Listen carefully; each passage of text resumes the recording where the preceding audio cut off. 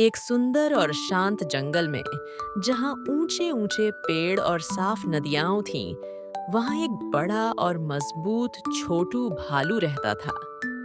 छोटू भालू बहुत ताकतवर था, लेकिन कभी-कभी थोड़ा जिद्दी भी हो जाता था। उसी जंगल में एक बुद्धिमान मिट्ठू तोता भी था, जो पेड़ों पर बैठकर सब कुछ ध्यान से सुनता और समझता था।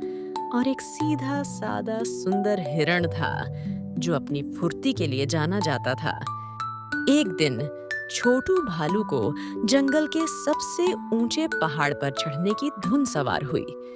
उसे पता था कि पहाड़ पर चढ़ना बहुत मुश्किल है और वहां का रास्ता फिसलन भरा है, लेकिन वह अपनी ताकत दिखाना चाहता था। मिट्ठू तोता ने छोटू भालू को रोककर कहा, छोटू भालू, उस पहाड़ पर मत जाओ।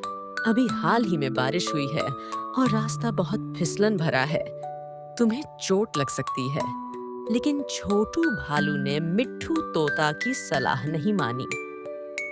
मैं तो बहुत ताकतवर हूँ, मैं आसानी से चढ़ जाऊंगा। यह कहकर वह पहाड़ की ओर बढ़ने लगा। वह तेजी से चढ़ा, लेकिन बीच रास्ते में ही उसका पैर फिसला और वह नीचे एक झाड़ी में जा गिरा। उसे बहुत चोट लगी और वह चल नहीं पा रहा था। सुंदर हिरण, जो पास ही घास चर रहा था, उसने छोटू भालू को गिरा हुआ देखा। वह डर गया, क्योंकि छोटू भालू अक्सर उस पर गुस्सा करता था। लेकिन जब उसने छोटू भालू को दर्द में देखा, तो वह उसके पास आया। मिट्ठू तोता भी उड़ता हुआ वहां आ गया। मिट्ठू तोता ने कहा, छोटू भालू, अगर तुमने मेरी बात मान ली होती तो यह नहीं होता। अब हमें तुम्हारी मदद करनी होगी। उसने सुंदर हिरण से कहा, सुंदर हिरण, तुम फुर्तीले हो। तुम कुछ नरम पत्तियां और ठंडी जड़ी बूटियां ले आओ।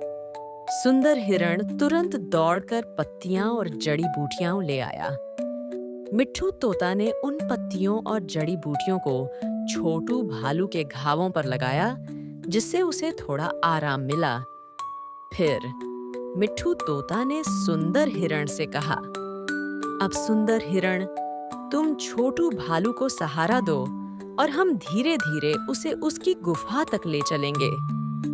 सुंदर हिरण ने छोटू भालू को सहारा दिया और मिट्ठू तोता आगे-आगे उड़ता हुआ सुरक्षित रास्ता दिखाता रहा।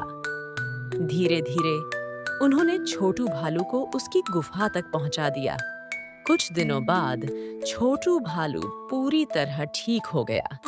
उसने मिट्ठू तोता और सुंदर हिरण को धन्यवाद दिया। छोटू भालू ने कहा, मुझे माफ कर दो। मैंने तुम्हारी सलाह नहीं मानी और अपनी ताकत पर घमंड किया। आज मुझे समझ आया कि बड़ों की सलाह और दोस्तों की मदद कितनी जरूरी होती है। उस दिन के बाद छोटू भालू कभी जिद्दी नहीं रहा। वह हमेशा मिट्ठू तोता की सलाह सुनता था और सुंदर हिरण के साथ भी अच्छे से रहता था।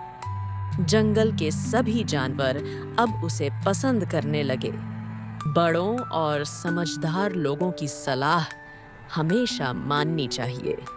घमंड हमेशा बुरा होता है और इससे नुकसान हो सकता है। मुश्किल समय में सच्चे दोस्त ही काम आते हैं।